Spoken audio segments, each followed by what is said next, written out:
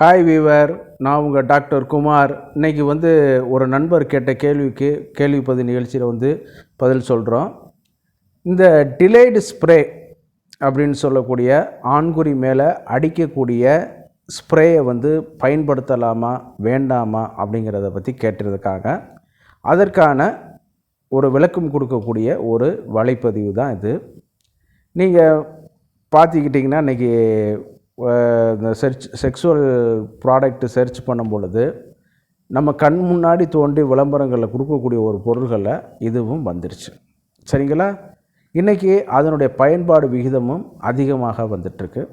இந்த டிலேடு ஸ்ப்ரேனா என்ன, உங்களுக்கு எளிமையாக புரிகிற மாதிரி நான் சொல்கிறேன். டிலேடு ஸ்ப்ரேனா என்ன, அது எதனால் ஆக்கப்பட்டது, எப்படி வேலை செய்யுது, பயன்படுத்தலாமா வேண்டாமா அப்படிங்கிறத பற்றி தான் நான் சொல்கிறேன். இதனுடைய பக்க விளைவுகள் என்னென்ன அப்படி எல்லாமே நம்ம தெரிஞ்சுக்கிறணும். கண்டிப்பாக அது தெரிஞ்சால் தான் நம்ம இந்த இதில் அடுத்து பயன்படுத்துகிற பற்றி உங்களுக்கு ஒரு அவேர்னஸ் கிடைக்கும்.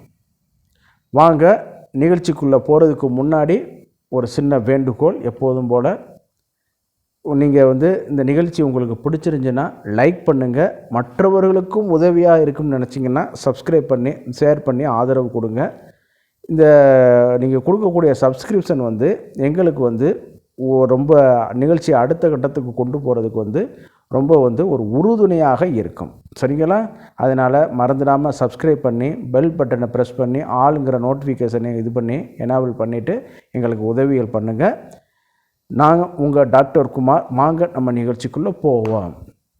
பொதுவாக இன்றைக்கி இதில் விளம்பரத்தில் ஆணுரை, அதே நேரத்தில் விட்டமின் ப்ளூ பில் அப்படிங்கிற ஒரு மாத்திரை இருக்குது. அது என்னங்கிறத பிறகு சொல்கிறேன், நிகழ்ச்சியோட இறுதி பகுதியில் சொல்கிறேன். அல்லது விட்டமின் வி அப்படின்னு கூட சொல்லுவாங்க அந்த இது. அதே நேரத்தில் லூப்ரிகண்ட், அதே நேரத்தில் இந்த ஸ்ப்ரே, இதெல்லாம் பார்த்திங்கன்னா பல மில்லியன் டாலர் அளவு பொருளாதாரத்தில் முன்னிலை வைக்குது. இந்த இதில் பொருளாதாரத்தில் அந்த அளவுக்கு சேல்ஸ் வேல்யூ அதிகமாகிட்டே இருக்குது.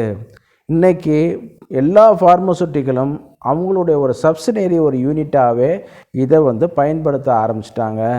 ஏன்னா நல்ல மார்க்கெட்டிங் போகுது. மார்க்கெட்டிங் போகிற பொருளை நம்ம ஏன் இது பண்ணுறது, குறைக்க வேண்டியதில்லை. இன்றைக்கி ஓடிசி ப்ராடக்டாகவே ஓவர் தி கவுண்டர், பொதுவாக ஒரு ஆணுரைக்கு நீங்கள் மருத்துவருடைய ப்ரெஸ்கிரிப்ஷன் வேண்டியதில்லை, ஒரு லூப்ரிகன்ட் ஜெல்லிக்கு மருத்துவருடைய ப்ரெஸ்கிரிப்ஷன் வேண்டியதில்லை. அந்த மாதிரியே இந்த ஸ்ப்ரேக்கும் ஒரு ஓடிசி ப்ராடக்டாகவே கொண்டு வந்துட்டாங்க. அப்படி அந்த அளவுக்கு இது ஒரு ஸ்டடி பண்ணி மக்களுக்கு பக்க விளைவுகள் இல்லாது அப்படிங்கிற மாதிரி கொண்டு வந்துட்டாங்க.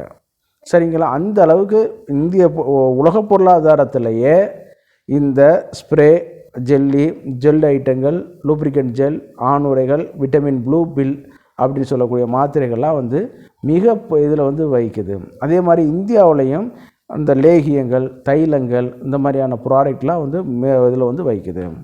சரி, அதெல்லாம் ஒரு பக்கெட்டு இருக்கட்டும். நம்ம ஸ்ப்ரேயை பற்றி பார்ப்போம். இந்த டிலேடு ஸ்ப்ரேயை என்னென்னு பண்ணுதுன்னு கேட்டிங்கன்னா, நம்ம ஆண்குறியோட ஹைப்பர் சென்சிட்டிவிட்டி, அந்த நரம்புகள் பாதிக்கப்பட்டு என்னான்னு கேட்டிங்கன்னா அதிகமாக ஒரு கூச்சம் ஏற்பட்டு என்னான்னு கேட்டிங்கன்னா ஆண்குறி வச்ச ஒரு 15 செகண்டுக்குள்ளே, அதான் இன்டர்நேஷ்னல் கோட் ஆஃப் டிசீஸில் சொல்லியிருக்காங்க.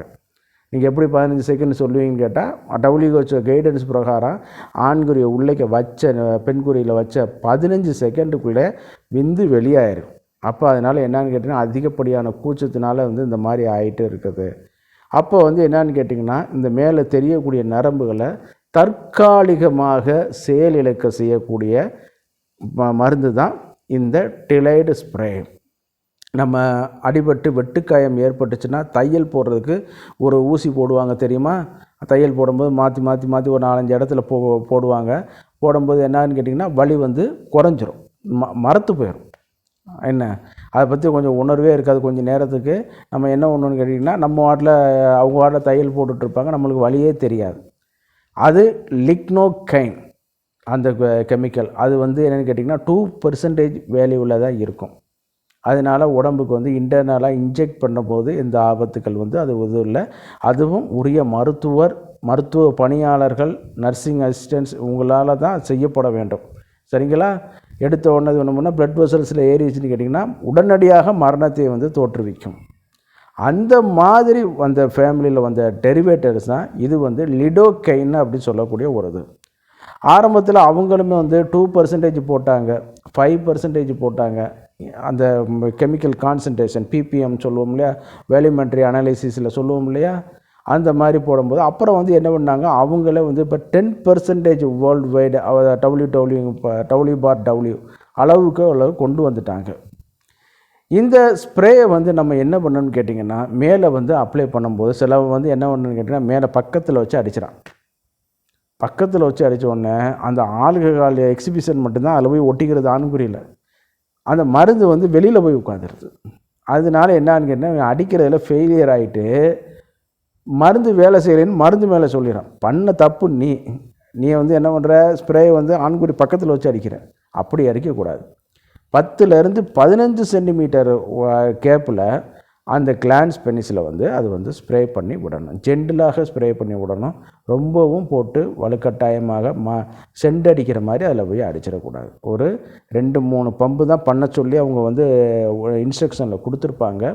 இது ஓடிசி ப்ராடக்டாக இருக்கிறனால வந்து எக்ஸ்டர்னலாக அப்ளிகேஷன் பண்ணுறதுனால வந்து எந்தவித சைடு எஃபெக்ட் வந்து கண்டறியப்படலைன்னு சொல்ல முடியாது. சில நேரம் வந்து அலர்ஜிகளும் உண்டாக்கி கொடுக்கும். இது எல்லாமே வந்து மயக்க மருந்து உணர்விளக்க செய்யக்கூடிய இதில் வந்து வரதுனால வந்து என்னென்னு கேட்டிங்கன்னா, ஒரு மருத்துவருடைய ஆலோசனை அணுகி அதை வந்து பயன்படுத்திக்கலாம். இன்றைக்கி அதுக்கெல்லாம் நேரம் இல்லை. ஓடிசியில் அந்த ப்ராடக்ட் வந்து பல லட்சம் வந்து விற்றுட்ருக்குது. அதாவது பொருளாதாரத்தில் வந்து பல லட்சம் டாலர் பொருளாதாரத்தை வந்து கோடிக்கணக்கான பொருளாதாரத்தை வந்து இது பண்ணி கொடுத்துட்டே இருக்குது. அப்படி இந்த ஸ்ப்ரே அதில் போய் பட்ட உடனே இந்த லிடோகைனை வந்து என்ன பண்ணுன்னு கேட்டிங்கன்னா, மேலே தெரியக்கூடிய நரம்புகளை வந்து தற்காலிகமாக உணர்வு இழக்க வைக்கும். இந்த உணர்ச்சிக்கும் ஆண்குறி எழுச்சிக்கும் தொடர்புகள் வந்து கிடையாது. அது எழுச்ச உடனே என்னான்னு கேட்டிங்கன்னா, கொஞ்சம் நேரம் வந்து ஒரு 10 to 15 மினிட்ஸ் நீங்கள் ரெஸ்ட் எடுக்கும் பொழுது அது கொஞ்சம் ஒரு சென்சிடைசேஷன் இல்லாமல் சுருங்கி போன மாதிரி கிடக்கும் பொழுது கொஞ்சம் வாஷ் பண்ணிவிட்டு, இல்லைன்னா வாஷ் பண்ணாமல் கூட என்ன பண்ணான்னு கேட்டிங்கன்னா, நம்ம உடல் உறவு செய்யும் பொழுது என்னான்னு கேட்டிங்கன்னா, நம்மளுடைய விரைப்புத்தன்மை வந்து நேச்சராகவே இதாகிட்டே இருக்கும். சுத்தரவாக பீஸ் போன இதுக்கு வந்து நீங்கள் அடிச்சிட்டிங்கன்னா உள்ளதும் போச்சு அப்படிங்கிற மாதிரி இதாகிட்டு வரும் பொழுது, அப்போ ஆண்குறி வந்து நல்ல ஒரு எழுச்சி தன்மையை இது பண்ண உடனே அது இந்த நைட்ரிக் ஆக்சைடு லெவல் வந்து இதானவுடனே அந்த பிளட் வால்யூம் அதிகமானவுடனே அது வந்து பம்ப் ஆகி ஆண்குறி வந்து எழுச்சி ஆனவுடனே என்னான்னு கேட்டிங்கன்னா, இந்த உணர்ச்சி தன்மை வந்து கொஞ்சம் குறைஞ்ச உடனே என்ன இருக்குன்னா, நம்ம உடல் உறவு பண்ணுறது கொஞ்சம் டிலேடாக இருக்கும். இதுதான் மெக்கானிசம். ஆனால் ரொம்ப பீஸ்ஃபுல் ஆளுக்கு அடிச்சிட்டோம்னு கேட்டிங்கன்னா, அது உள்ளதும் அப்படியே சுருங்கி போயிடும். அதே நேரத்தில் வந்து இந்த மாதிரியான ப்ரீமெச்சூர் எஜாக்குலேஷனுக்கு கொஞ்சம் அடிப்படை கட்டத்தில் தெரப்பிகளில் ஸ்டெப் பை ஸ்டெப்பாக நம்ம வந்து இது வந்து பரிந்துரை பண்ணலாம்.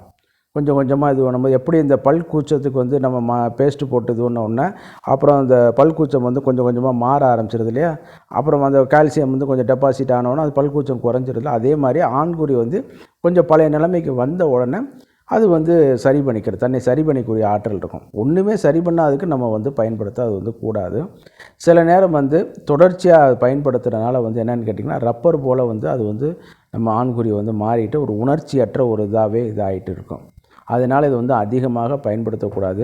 பொதுவாக ஓடிசியில் வந்து ஓவர் தி கவுண்டரில் வந்து இது வந்து வாங்கிறத வந்து நீங்கள் தவிர்த்துறது ரொம்ப நல்லது. சரியா? மருத்துவருடைய ஆலோசனை பெற்று அதிலே ஒரு சென்சிட்டிவிட்டி டெஸ்ட்டு நீங்கள் பார்த்துட்டு அதுக்கப்புறம் இந்த பயன்படுத்திக்கலாம். நிகழ்ச்சியோட இறுதி பகுதிக்கு வந்துட்டோம். இந்த நிகழ்ச்சி உங்களுக்கு பிடிச்சிருந்துன்னா லைக் பண்ணுங்கள், ஷேர் பண்ணுங்கள், சப்ஸ்கிரைப் பண்ணுங்கள். நன்றி, வணக்கம்.